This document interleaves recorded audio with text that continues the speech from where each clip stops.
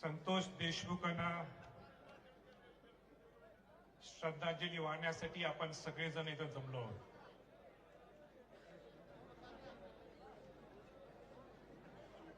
आता लोकशाही निर्माण झालेली आहे आणि लोकशाही निर्माण झाली असल्यामुळे मी मनोज जरांगे पाटलांना सांगितलं की तुम्ही शेवटी बोला, मी अगोदर बोलतो. पण त्यांनीही त्यांचा मोठेपणा दाखवला की संभाजीराजे असतील मोठे, पण त्याच्यापेक्षा मोठं ते घराणं आहे आणि म्हणून त्या घराण्याच्या वतीने सुद्धा मी त्यांचा मनापासून आभार व्यक्त करतो. संतोष देशमुखांची हत्या झाली, मी महाराष्ट्रात नव्हतो आणि मला असं वाटलं की आपण तिथं का नाही, महाराष्ट्रात लगेच पोहोचणं गरजेचं आहे. आणि महाराष्ट्रात पोहोचल्यानंतर पहिल्यांदा संतोष देशमुखांच्या घरी गेलो, त्यांना सांत्वन करण्यासाठी त्यांच्या घरच्या लोकांना. मला 2 मिनिटं विराज पाहिजे, 2 मिनिटं विराजला घेतो.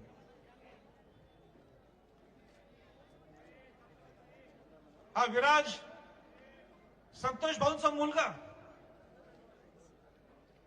या विराजकडे तिथं मी बघितलं आणि मला त्यांच्या घरच्या मंडळींनी, त्यांच्या बहुतेक भावांनी मला फोटो दाखवला. ज्या पद्धतीने, ज्या क्रूर पद्धतीने त्यांना मारलं गेलं, हत्या केली.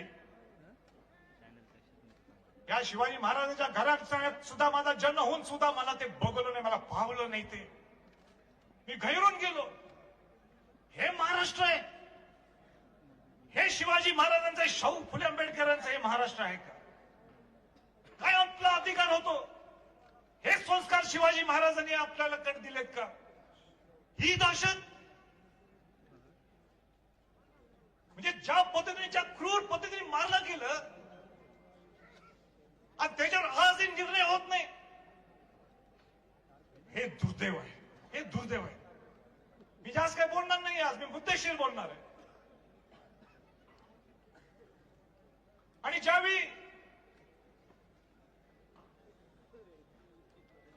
मी त्या घरच्या मंडळींना भेटलो, बोललो, त्याची चर्चा केली, अनेक लोकांनी आपली मतं व्यक्त केली तिथं. आणि त्या एकच निर्णय मी घेतला, एकच निर्णय मी घेतला. तो निर्णय हा होता, आणि सगळ्यांच्या समोर जाहीरपणाने मी त्यावेळी बोललो की हा जो मोरक्या आहे, त्या मोरक्याचा आश्रय देतात जो कोण आहे, तो धनंजय मुंडे. मी नाव घेऊन सांगतोय, नाव घेऊन कोट करून सांगतोय. छत्रपती केव्हा कोट करत नाही, तरी मी कोट घेऊन सांगतो, तो आश्रयदाता धनंजय मुंडेला मंत्रीपद देऊ नका, हे मी त्यावेळी सांगितलं होतं.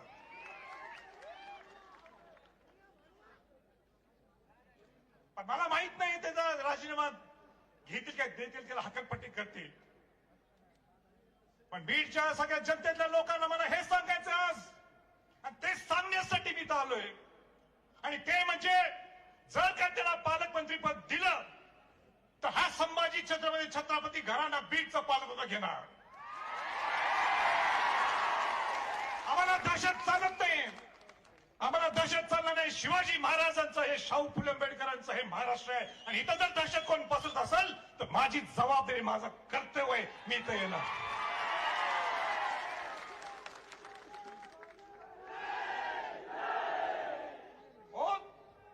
काय चाललंय, काय चाललंय? आपल्याला बीड बिहार करायचंय का? बीड बिहार करायचंय? मग आपल्याला इथं सगळ्यांनी आता रस्त्यावर उतरल्याशिवाय आपल्याला दुसरा पर्याय नाही. हे महाराष्ट्र आहे आपलं, हे बीड, आपल्याला हे बिहार नाही आपलं, हे महाराष्ट्र. बीडवर आमचं प्रेम आहे. हो, तिथं 19 दिवस झालेले. किती दिवस झालेत? 19 दिवस झालेत. आरोपी सापडत नाहीत. ते 3 आरोपी सापडत नाहीत अजून. आणि त्यांचा मोरक्या, मला शब्द हा मी धरून घेतला, हा मोरक्या त्यांचा आहे. कसा मोरका आहे तो सगळ्यांनी इतर वक्त्यांनी सांगितलं. तो मोरक्या बिंदासपणाने इंस्टाग्रामवर त्याची पोस्ट होतो, मी दर्शनाला गेलोय. हे कसं चालतंय हो? मला मुख्यमंत्र्यांना विचारायचं आहे, सरकारला विचारायचं आहे, हे कसं तुम्ही चालून घेता? तुम्ही स्वतः विधानसभेच्या पटलावर मुख्यमंत्री काय बोलतात? एसआयटी लावणे मानतात. ठीक आहे, त्या एसआयटीवर मी बोलतो, पण हे सुद्धा बोलून दाखवतात त्याच टोन मध्ये, त्याच लाईन मध्ये, की हा मोरक्या खंडणीत दोषी आहे. हे कोण बोलले? मुख्यमंत्री महोदय त्यांच्या भाषणात बोलतात. मग त्या मोरक्याला अजून अटक का झाली नाही? आपला प्रश्न सर्वांच्या वतीनं सरकारला. हो, त्याच्या पलीकडे जाऊन मला सांगायचंय, इथल्या मोठ्या सभेत पंकजा मुंडे म्हणतात, काय म्हणतात, की हा वाल्मिक कराड, हा धनंजय मुंडेचं पान सुद्धा आलं त्याच्यामुळं. हे कोण बोलते? मी नाही. कोण बोलते? धनंजय मुंडे बोलतात. आणि धनंजय मुंडे हे सुद्धा म्हणतात, पंकजाताई मुंडे म्हणतात, धनंजय मुंडे काय म्हणतात, माझे आणि त्यांचे जिव्हाळ्याचे संबंध आहेत, माझे त्यांचे घरचे संबंध आहेत, आमचे त्यांचे व्यवहारिक संबंध आहेत. आणि त्याच्या पलीकडे जाऊन मला सांगायचंय की त्याला, या मोरख्याला वटमुक्त्यार पत्र सुद्धा दिलेले आहेत व्यवहार करण्यासाठी. ज्या माणसाला वटमुक्त्यार पत्र दिलं, कोणाला दिलं जातं वटमुक्त्यार पत्र? जो विश्वास होतो त्याला दिलं जातं.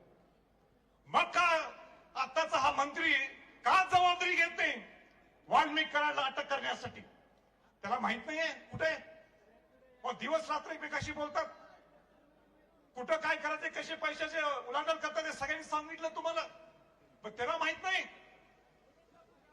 माहित नाही कुठे ठेवलंय? सगळं ठेवलंय, सगळ्यांना कल्पना आहे, पूर्ण महाराष्ट्राला याची कल्पना आहे. पण आता आम्ही कदापि ही दहशत खपवून मुळीच घेणार नाही.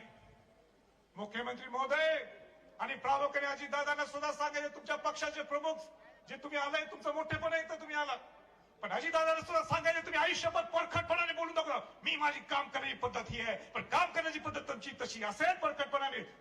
करेक्ट. आता कार्यक्रम करेक्ट करा तुम्ही. आता कार्यक्रम करेक्ट करून दाखवा. तुमच्या जर धमक असेल, तुमच्या जर हिंमत असेल, त्या पहिला या मंत्रीला हकलून काढायला पाहिजे, हा कच्चटपटी करायला पाहिजे मंत्रिमंडळातून. हो, कसं सहन करायचं आपण? एक एक क्षण मी तर आल्यानंतर मला दुसरा तो फोटो दिसत होता. काय वार केलेत, किती वार केलेत. हे महाराष्ट्र आहे काय? आमचा अधिकार हो शिवाजी महाराजांचं नाव घ्यायचं, काय अधिकार आहे आम्ही पुरोगामी शाहू फुले आंबेडकरांचं म्हणायचं? सगळ्या समाजातले लोक इथं आलेले, सगळ्या पक्षातले लोक इथं आलेले. अहो, तो बिचारा संतोष देशमुख हा मराठा आहे म्हणून वाचवायला गेलं नाही. तो काय म्हटलं, मी सरपंच आहे, मी 15 वर्ष 3 टर्म मी सरपंच आहे. एका सामान्य घरातला त्याचा जन्म, एक गरीब समाजातला मुलगा, प्रामाणिकपणे एवढं 3 वर्ष सरपंच पद घुसवणं, 3 टर्म, कोणाला चेष्टा नाही. मला नाही वाटत महाराष्ट्रात उदाहरण पाहिजे. तो कोणाला वाचवायला जातो? बौद्ध समाजाचा, दलित समाजाचा अशोक सोनवणेला बोलतोय करून त्या मुलाला वाचवायला जातो. आणि म्हणून हा इतिहासात पहिल्यांदा असा मोर्चा घडलाय ज्याच्यात जातीच्या पलीकडं, धर्माच्या पलीकडं, आणि ह्याचा निर्णय या सरकारने देणं गरजेचं आहे. एक चांगली मान्य आवाज आहे, तुम्ही मी चर्चा करत होतो, ती म्हणजे एसआयटी जी नेमलेली आहे. आणि त्या दिवशी मी घरी गेलो होतो, त्यांच्या वेळी त्या घरातल्या मंडळी सुद्धा, त्यांच्या सगळ्या आजूबाजूच्या सगळ्या त्या गावातल्या ग्रामस्थांनी मला सांगितलं, राजे तुम्ही आवाज हा उठवणं गरजेचं आहे. आणि आम्हाला अधिकारी कोण पाहिजे एसआयटीवर? आम्हाला अधिकारी कुमावत सारखा अधिकारी द्या, ज्याला इथं बाहेर फेकलेलं आहे. सगळ्यांचं एक मत आहे, का कुमावतला इथं बाहेर काढलं? शहाजी उमाप सारखा अधिकारी आम्हाला द्या. शहाजी उमाप सारखा आम्हाला अधिकारी, आम्हाला पारदर्शकपणाने ह्याचा निर्णय लागायला पाहिजे. पण किती दिवस वाट बघायची आपण सर्वांनी ठरवायचं. सरकारने इथं बघायचं काय आक्रोश आहे.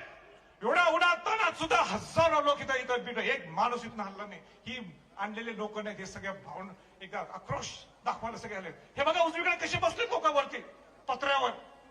कोण बसले कोणासाठी? हे संतोष देशमुखांसाठी तर बसले, पण संतोष देशमुखांच्या बरोबर ती माणुसकी जपण्यासाठी हे सगळे जपले. त्या क्रूरपणा हा संपवण्यासाठी इथं बसले. माझी सगळी तुमच्या नेत्यांकडनं सगळ्यांना विनंती राहणार, तुमचे जे कोण पक्षाचे प्रमुख असतील, जे कोण असतील, अहो राजकारणाच्या पलीकडे आपण काहीतरी विचार करू, राजकारणाच्या पलीकडे आपण विचार करू आणि सांगू हा संतोष देशमुख हा नुसता निमित्त आहे. संतोष देशमुख हा निमित्त, पण ही दहशत प्रामुख्याने बीडमध्ये या 20-25 वर्ष चालू. मला ज्यावेळी सगळ्या सांगितलं, रील्स दाखवले मला, मी घाबरून गेलो तुमचे रील्स बघून. 1200 की 1300 तुमचे गन लायसन्स, स्वतः मंत्री महोदय स्वतः बंदूक घेऊन. बंदुकांचा अधिकार आमचा आहे, आम्ही बंदूक आमच्या माप आहेत बंदूक, पण आम्ही हातात धरले का बंदूक अशी धरली का? आणि आज नाही, 350 वर्षापासून आम्हाला ती सवय, ते रक्तात आहे आमच्या. आमच्या रक्तात असून सुद्धा ही भाषा नाही किंवा किंबहुना कोणाला तलवार दाखवणं किंबहुना बंदूक दाखवणं आम्ही आयुष्यात करू शकत नाही. आणि ते सुद्धा लोकशाही त्यांनाच मंत्री पद देता तुम्ही, ह्या रील्स. बस शेवटचं आपलं हे सगळ्यांनी ठरवलंय, ह्याच्यात मार्ग निघाला नाही. मनोज जरांगे असतील, सगळे मंत्रिमंडळ, सगळे त्या माजी मंत्री असतील, आजी मंत्री कोण आहेत, बाकी सगळे आमदारगण असतील, सगळ्या पक्षातले लोक असतील, सगळ्या समाजातले लोक असतील. आपल्याला ह्याच्यातनं जर नाही न्याय मिळाला तर शिवाजी महाराजांचा, शाहू फुले आंबेडकरचा विचार आपण बुडीत घालणार, हा माझा सगळ्यांना मेसेज आहे.